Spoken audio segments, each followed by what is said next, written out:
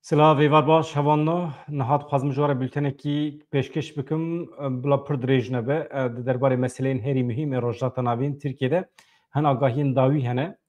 Niha hem ji Bakurê Kurdistanê ji Rêzdar Öcalan hûn zanin beriya niha Muhemed Öcalan peyama birayê xwe Abdullah Öcalan anî bû derva di derbarê Rojavayê Kurdistanê de me jî di bültenê xwe de tim behs kir anî ziman.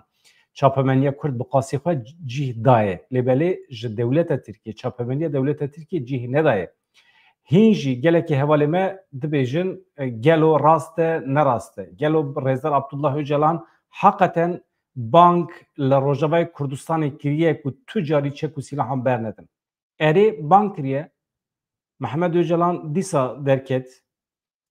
Eger imkanê me çêbe em jî di demên pêşme de em ê vexwînin bila tevlî vê qanala me bibe. Heqeten Abdullah Öcalan jî re çi gotiye derbarê Rojavayê Kurdistanê de bila ji vekirî ji me re bibêje. Em ê dawet bikin bila were. Niha hevan no. Gelek nûçe hene. Min ji bo we amadekirine ez hema zû bi zû bixwînim derbas bim. Ev meseleya Rojavayê Kurdistanê mühîm e. Çawa ku ji bo dewleta Tirkiye nebûna hêzên çekdarî ê Kurdan xeta sor e, ji bo milletê Kurd jî, ji bo Rêzdar Abdullah Öcalan jî, ji bo rêveberiya Xweser jî xeta sor e. Hebûna çekdarî xeta sor e. Baş e, heta tiştekî din jî lê zêdekirî dibêje rêveberên Rojavayê Kurdistanê ku hêjî di şik û şûbhê dane eger nikaribin wê derê bi rêve bibin, eger çek û silahê xwe berdin, bila berdin biçin bila rêveberî nû werin rêve bibin wê derê.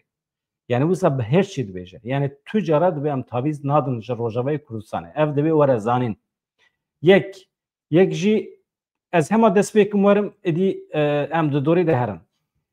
Niha ji Hamasê daxuyaniyekî heye hevan no. Hamas bersiv daye hin îddiayan ku dibêjin Hamas gelo çekan dayne yan danayne.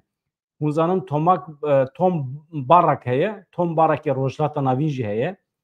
Niha ez navî ji were dibêjim.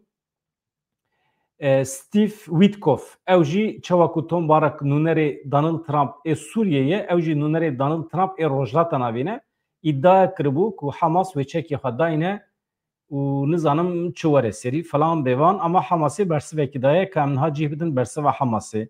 Êdî rast û dereyê wan hema bila cem wan be. Hamasê bersiv da wan îddayên ku dibêjin di çarçoveya danûstandanên agirbest û pevguhertina dîlan yani ew êsîrê xwe li hev biguherîne ên li xezayê ew ê çekan dayne. Tiştek îddayekî wiha heye. Dibêje heta ku dagirkeriya İsraîlê berdewam bike, xwedîbûna çekan mafekî me ê netewî ye, heqê me ê yasayî ye ku em çekan di destê xwe de bigirin. Hamasê di derbarê wan nûçeyan de ku gotibû nûnerê taybet ê Serokê Amerîkayê Donald Trump nûnerê wî taybetê rojhilata navî ne Steve Witkoff ev îddia derxistibû. Hamasê danîna çekan qebûl kiriye. Li ser hesabê xwe Telegramê daxuyaniyek bi vî şeklî belav kiribû. Di wê daxuyaniyê de hate îddia kirin heta ku piştî wê daxuyaniyê erê heta ku dagirkerî berdewam bike berxwedan û çek mafekî netewî û yasayî ê me ye hate destnîşankirin ku ev yek bi normên navnetewî jî hatiye piştrast-kirin. Veya gotina Hamasê ye. Hamasê teqezî li ser wê yekê kir heta gelê Filîstînê mafê xwe ê netewî bi temamî bi dest nexe. Danîna çekan ne mijara guftugûyê ye. Em dubare piştrast dikin ku di serê wan de yani mafê me ê netewî de avakirina dewleteke serbixwe ya Filîstînê ya xwedî serweriyekê tam yani devleteke Filîstînî xwedî serweriyekê tam paytexta wê jî Qudus be heta ku ev çênebe nemimkün e. Hatibû îddia kirin ji xwe ev Witkoff îddia kiribû tiştekî wisa lê paşê derew derket. Hamas dibêje na em dibin dagirkeriyê dane heta ku em vê dagirkeriyê ji holê ranekin çek û silah danîna wî nayê münaqeşe kirin. Tiştekî wisa ye. Nûçeya din li gorî agahiyên ku Hêzên Sûriya Demokratîk qesedê parvekirine çekdarên Daişê îro li dêre zorê rêvebirekî dibistanê kuştine. Qesedê di daxuyaniya xwe de got çekdarên nenas ku li motorsîkletekî swar bibûn li ber mala wî gule li Salîh reşandine. Çekdaran piştî Salîh şehîd xistin reviyan jî ciyê bûyerê. Li gorî daxuyaniya qesedê êriş li bajarokê Şayfayê li herêma Hecînê ya dêre zorê pêk hatiye. قصدی داخل کردن پیشتی بلافبونا تهویه یا لسوئد یا لسوریه تایبتی لسوئد ریخستنا تروریست چالاکین خواهین تروریستی برای هدف کردن هزین عسکری هزین اولهی کسایتین سیویل رببرین سازیان ارشی خواه یل هم بری وان زیده تر کرنه داعشی جوالایی اولهی یا کو پیشتی روخاندن رژیم بشر اسد درکتی بوله جه فایده سودی وردگره ریخستن لدر زوره گلکی چالاکی دنبا فعالیتان دایه گلک جرانجی هزین قصدید که آرمانچ روزا سیشمی چکتار نناس دو ایریشین جدا پیکانی بوله دیجی قصده در انجام ده کسی که هاتبو کشتن دو کسی بریندار ببون هفته بوری داعشی لدر زوره سه ایریش پیکانی بون هوان نهوزانن اف ایریشین داعشی نه تنه داعشی جی جارنان دولت ترکیه وانا سورد که وانا ارگانیزد که برده سر رببرین هرمی او ihtimal ki dinci heye dibe ku didemin peşmede devleta Tirkiye biraya van çeteyan hin el u aşirin Arabji bikuje u mina ku qasede kuştu be nişan bide yani provokasyon ev şaraki qreje mesela diçin el u seroki el u aşirin Arab dikujin el hereme ewsa binavudenk hemji bikincin qasede dibejin u daxuyani ji belavdkin tiştî wisa mümkün e çêbibin demên pêşmede ev adetê dewleta Tirkiyeyê ye yani em nexerîbê van tiştan e yani fermandarê giştî qesedê mazlûm avdî beriyan ha gotibû eger em bixwazin Daişê bi temamî tune bikin li herêmê pêwîstî bi xurtkirina hewldanan ji bo domandina têkoşîna dijî Daişê heye hûn zanin dêrê zor niha beşekî dibin kontrola evê de ye Heteşê de qismekî jî dibin kontrola qesedê de ye ev rewş wisa ye me basa êzdiyan kir yek jî sibê salvegera fermana li Şengalê ye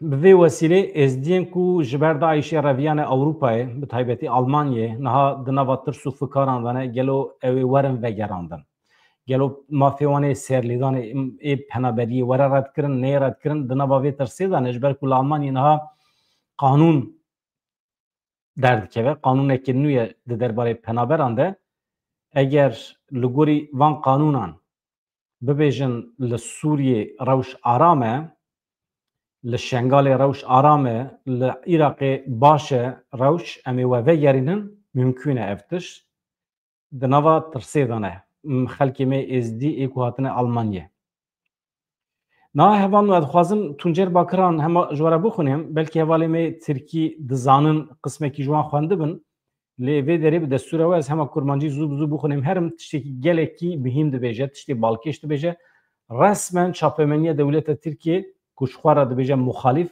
xiz binê erdê û derxist pir bi tundî rexne kir alîgirên komara Tirkiye rexne kir kesên ji xwe re dibêjin cumhuriyetçî û nizanim muxalif hemî ew derdorên ku naxwazin doza Kurd çareser bibe û meseleyên din ji xwe re dikin hincet hemiya rexne dike ez hema zû bi zû ji were bixwînim ev girîng e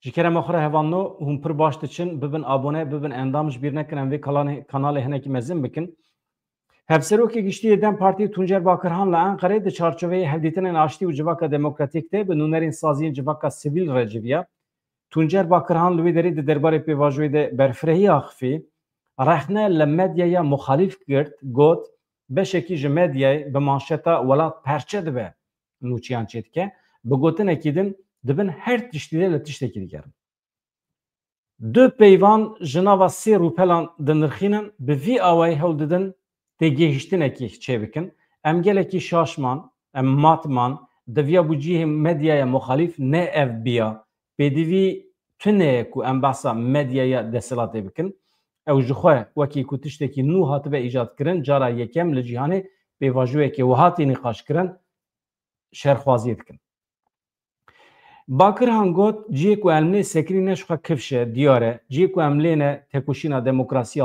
azadî û edaletê ye yên ku ruhê serdemê nexwînin tasfiye dibin divê zemînên wekî me yên ku nedewletin yan jî به همو ظلم و زور دولت را روبرونه سردم به هستیاریه که زیده تر بخوینن فهم بکن روش امتدانه برای زوی جلان بخواه کسی که روح سردم باش فهم دکه دخونه لگوری وی هرتم پنگا و نو داویجه ام همو وی اکی دزانه دوی قیمت اکی مزن جوی را بیداین ام نره اکی نو دیگرن ام همو به هورا لی دیگرن ام نه نرخاندن اکی کتنی ترکیه پیناست که لجیهان همو تفگرین چپکیر سوسیالیست شورشگر دموکراتیک لره اکی نو دیگرن شر لهر دره هیا پفچون لهر دره هیا خزانی فقیری نهقی لهر دره هیا ده پیواجوه کو قیمت دموکراتیک لسر کاغذ مانه یعنی ناینه پیکانین تن پاشگوه کرن کمکجی خویتی برچیبون کتخواری نای دیتن واندرا اگه بین دیتن جی هزا کسی تره ناکه وانا چاره سر بکه هزین کپیتالیست و امپریالیست لگوری دل خواه تفدیگرن باور بن وظیفه پیویر برپرسیارین هری مزن دکه سر ملیمه کینه ام شوارشکرن کتکارن بندستن گلی کش بو آزادی و عدالتی تید کشن زمینه که و صحیه که آشتی وان خمگین دکه بنیرن اب کسی در دور مخالف کن باست کن آشتی چما مروان خمگین دکه از مرق دکم مروف دفهم کرنا ویده زحمتی دکشینه بفکرن نرنه که و صحیه که قبول ناکه او کسی که جزای خواه خداندنه جبر کو پر یان پر پرتوک خواندنه یان جی چند پرتوکین قدخه خواندنه یان جی گووند گراندنه چند سالان زیادتر دگرتگی دمانه او بنه بردم مثلا دوی چاوی آنبار نابه کردین که جبر پرتوکی که یان جبر تشتکی جبر گوونده که جبر مثلا پچوک خاطب گرتن وقتی تین بردن و تروریستان سربست بردن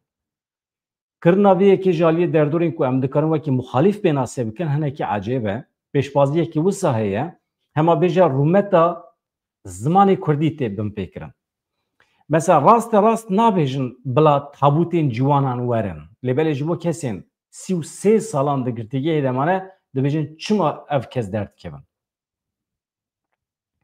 33 سال نرحته نهیسانه امریکیه یم کو دستی مهان ده تارو مار دبن دبیجن یم کو 3 روزان ده دگرتگی ده دمینن دبن اطرافکار قسمه کیوان یا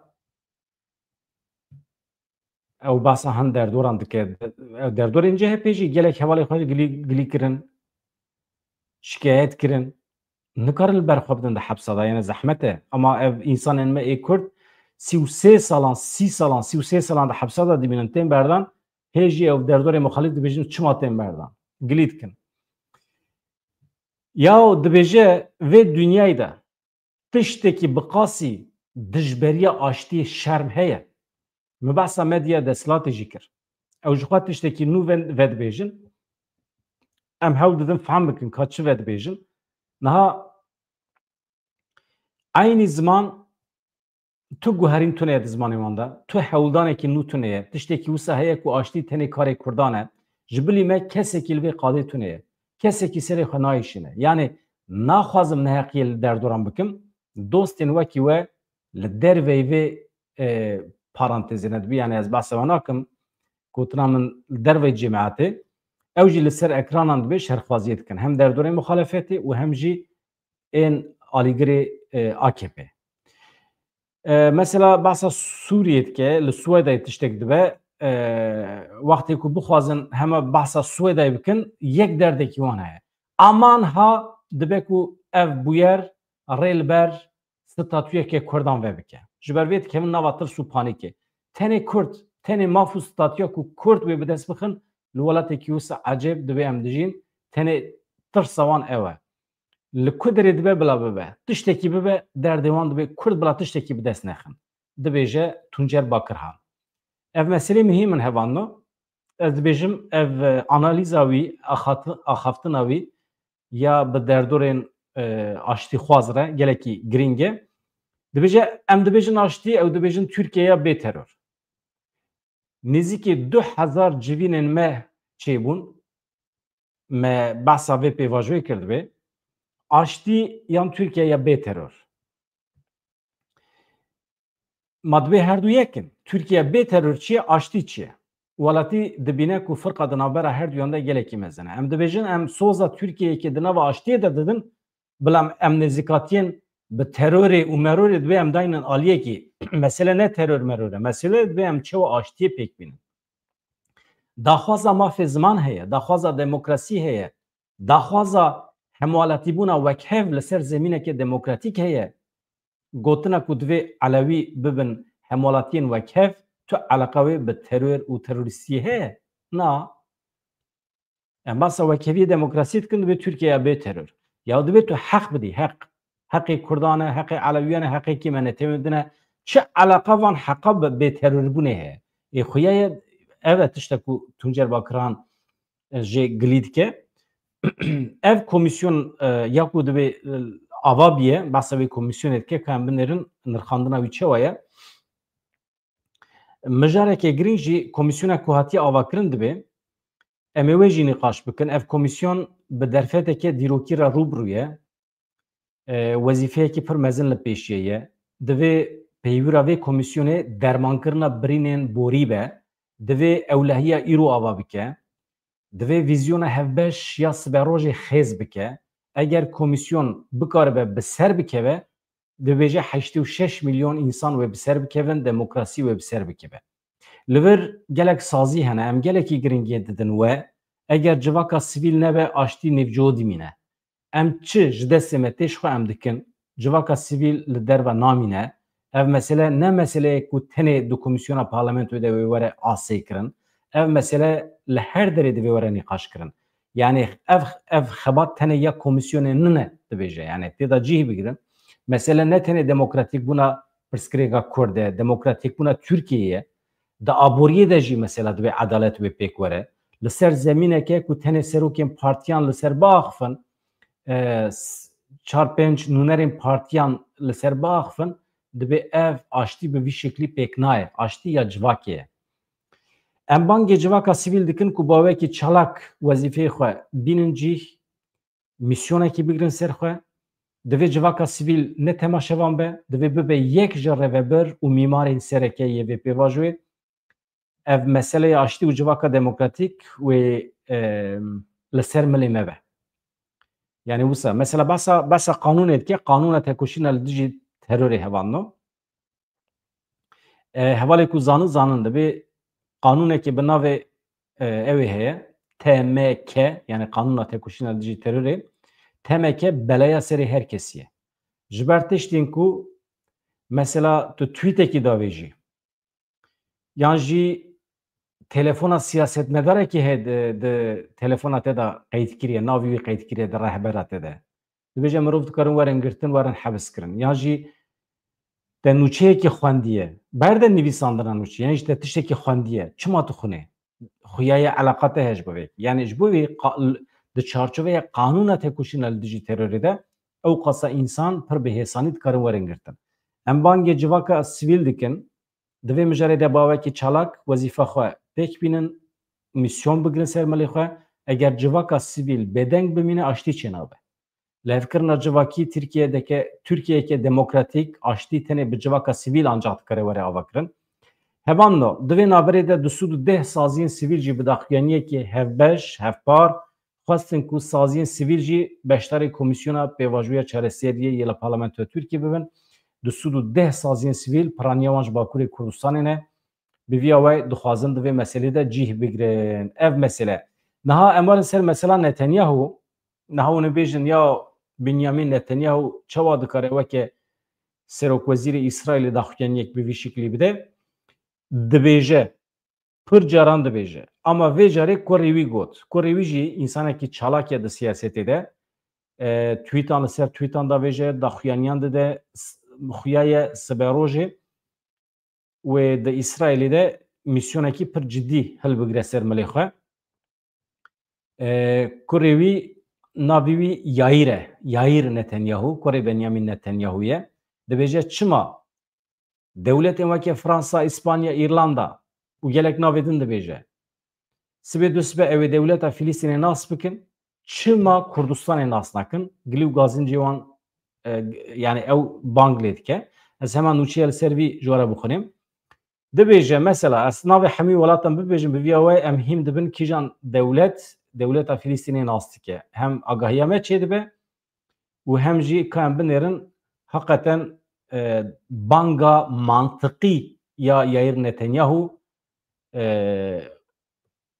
xwedigîne ku derê adrêsa wî ku derê ye ew dewletên ku navê wan hatiye gotin gelo ew ê bersiv bidine nedine Fransa, İspanya, İrlanda, Britanya, Norveç, Portekiz, Kanada, Almanya, Malta, Slovenya vana dibe çima Kurdistanê nas nakin. Piştî ku hejmarekî welatên Ewropayê û Kanadayê ragihandin ew ê dewleta Filîstînê nas bikin, Yair Netanyahu, Kurê Serokvezîrê İsraîlê Benyamin Netanyahu nerazîbûn nîşan da bi parvekirina alaya Kurdistanê pirsî çima aynî welat Kurdistanê nas nakin.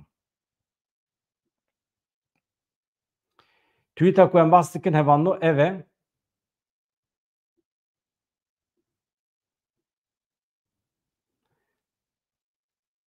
ev Yair Netanyahu ev e ajbara.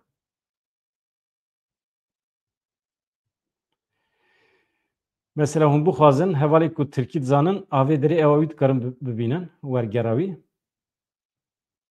Abla vê derê ve ez nûçeya wî ji we re bixwînim. Ewsa bila bimîne. Baş e. Hevan no. Niha yani ez dibêjim muhîm e tiştek ku dibêje. Di van demên dawî de ji ber şerê li Xezayê ji ber zextên navnetewî ji bo çareseriya du dewletî pêleke nû ya naskirina dewleta Filîstînê dest pê kiriye. Welatên wekî İspanya, Norveç, İrlanda pêşengiya vê pêlê dikin. Li pê wan Fransa hat, Portekîz, Britanya gelek welatên din ragihandin ku ew ê dewleta Filîstînê nas bikin. Ev gav wekî zêdekirina zexta siyasî ya li ser İsraîlê tê şîrovekirin. Li hember vê pêlê Kurê Serokvezîrê İsraîl Yair Netanyahu benderînên xwe yên tund tê naskirin. Pir cara ew behsa Kurdistanê dike. Car caran xerîteya Kurdistanê jî parve dike. Li ser hesabê xwe tora civakiya X'ê helwesta welatên Ewropayê rexne kir. Netanyahu alaya Kurdistanê belav kir. Balkişan ser rewşa Kurdan a li rojeta navîn û pirsek avêtholê. Kurd bi nüfusa xwe ya nêzê 45 milyonê li cîhanê milletê herî mezin ê bêdewlet e. Hem sekülerin hem jî hevpeymanên rojava yên welatên Ewropayê ne. Axa wan di navbera Tirkiye, İran, Iraq, Sûriyê de hatiye dabeşkirin, dagirkirin. Dewletên weke Fransa, İspanya, İrlanda, Britanya, Norveç, Portekiz, Kanada, Malta, Almanya, Slovenya çima Kurdistanê nas nakin? Baş e?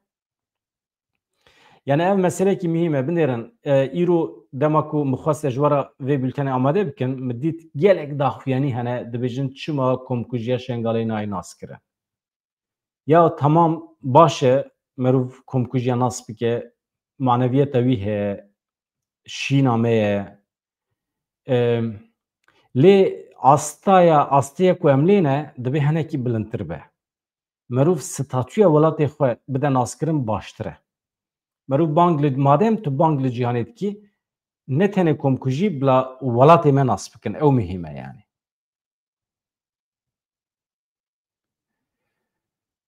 Baş e?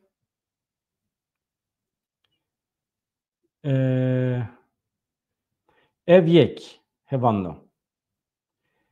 Niha yani em naxwazin naskirina Kurdistanê li ser xelkê bimîne. Em divê bikevin nava hereketê. Niha wekî din hevando tiştekî din hebû mixweste bi we re parve bikim ev jî ev e ez hinekî cih bidim daxuyaniya ev ê. Mihemed Öcalan ku çûye İmraliyê bi Abdullah Öcalan re hevdîtin pêkanî wî rojê her çend me behs kiribe jî îro tevlî kanalekî din ya YouTube'ê bû.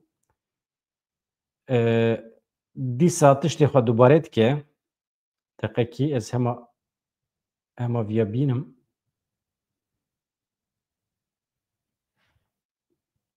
Tamam. Ez dîmenê Mehmet Öcalan bînim bila bi xwe bibêje tiştê ku Abdullah Öcalan jê re gotiye. Binêrin. çi dibêje yek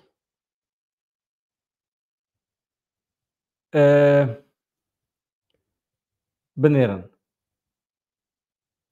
Ahmed Şara Daişî ye divê mirov pê bawer nebe. Kurdên Rojavayê Kurdistanê Qesedê rêxistinên ku çek û sîlah di destê wan dane divê tu cara çeka bernedin. Dewleta Tirkiye van fikrên Öcalan baş dizane. Lêbelê çapemeniya dewleta Tirk cih nade. Ez hema gotina wî vekim bila bixwe bibêje hevanno. Evana şerjîkine ji ortaya sewa Rojava serok nete. Yani gu Kurd em bi Türkiye ra dan sandina dikine. Hema gu Rojava asla silaha nika dîne gu. Dîne gu yani va gotina ser gu lêleke Türkiye lêreke işin. Evana şerjîkine ji ortaya rakine gu. Asla gu. Yani va mesaja seroke yani. Libe dere va tiştî te gotiş gi kayıt altında. Tu zaniye. Tu Türkiye jimçe zaniye. Gi kayıt altında. Yani vane goti medya Türkiye'miz ya hatın. Ankara kısmına kadar. Medya Türkiye yani yanlış yaptırmıştı ki va tiştî rata devlet çidana evet va gotuna grana yani hayatta damedara nikabi siyaset etkine. Ama em Kurdakim ve görev sorumluluğu sermek etiye uçudaki mera va hatiye gotuna müji va got. Avayat işte ki rata Rojava go silah nikadine. Dine buha ifad dikiye go. Habara ha ser Rojava ser Saroki van hayla vaji go jara çini. Eğer libe dere go nikane Saroki libe dere Rojava siyaset meşandın nikana bikine işte gubura bıçahmış bederer hina kaduvar neşmiyor. Ahmet Şara go eşitte sere eşitte go Türkiye zaten belliye go have dveyle ratıkem have dveyle ratıkem libe dere va Kurda vani de eğer Hristiyanın Ermenine hem de nef kadar alıp eseri van jekine go. Baş hevanno ez bawer dikim hat fehm kirin bi vî şeklî. Ez gelek spas dikim ji wara ji bo hebûna we. Ez hema çend û çend deqeya dawî binêrim. Çi heye çi tune bi vîya we dema ku em nûçê amade dikin, dema ku em vê bültenê ji we re pêşkêş dikin, naberê de pir tişt diqewmin. Bafil Talebanê dibêje enfalkirina barzaniyan li ser laşê welêt birîneke kûr e. Erê Bafil Talebanî kesayetiyekî ye ku di her axaftinê xwe de bandor dikare li civakê bike. Ev aliyî wî siyasî gelekî li pêş e. Hevanno wekî din çi heye çi tune ez hema bikevim ajansên biyanî jî ji kerema xwe re dibe ku tiştên nû qewimî bin. Hin ajansê min ê serekî hene ez li wan dinêrim. Li Rojavayê Kurdistanê jî saziyeke nû ava bîye. Li gundewarê Girê Spîyê dagirkirî çeteyekî hate kuştin. Aha li Swêdayê tam 560 wenda hene di nava wan de zarok jî hene. Li Humsê li herema dibin kontrola Heteşê de zarokekî ciwanekî bi îşkencî hate kuştin. Ev mesela terorîzma Heteşê ya li ser civakê di bültena vê nîvroyê de min berfirehî behs kiriye naxwazim dubarê bikim. Yani fikra min a di derbarê Heteşê de hele ew gotina entegrasyonê qet kêfa min jê re naye. Yani tu hêzekî, tu dewletekî vê gavê li Rojavayê Kurdistanê li Sûriyê tune ku qesede entegre bibe. Çete hene mirov entegreyê çete nabe. Mirov bu an re nikare li hev jî bike mantıqa her du hêzan ji hev dûr e yani dijberî hevin. Hevan we xatir ji we dixwazim tiştekî rewşekî awerte tune ez ji we re pêşkêş bikim. Ez hinekî jî li mesajê we binêrim. Ez pir dixwazim hûn bibin abone, pir dixwazim hûn bibin endam. Ez dixwazim ev kanal bibe kanala me hemiyan. Dost he, düşman he, herkes li me temaşet ke dixwazim di rikê hemiyan de hûn vê kanalê hinekî mezin bikin bi taybetî rikê dewleta Tirkiyeyê bila zanibin kanalê Kurdî pêş dikevin. Eleqeya civaka me ji bo Kurdî heye, ji bo bültenên Kurdî heye. Niha kêm zêde şîroveyê me jî xeberê ku em ji we re pêşkêş dikin jî kêm zêde bi hevalên me ê Tirkiye axivre hema nêzê hebe. Hin aliyê me tûjin, hin aliyê me nermin, dibe ev normal e, lê rengê me Kurdî ye. Ev wisa ye. Tamam, tiştekî pir awarte tune, mala wê ava here bin. Bi hêviya rojên xweş azad, dem baş.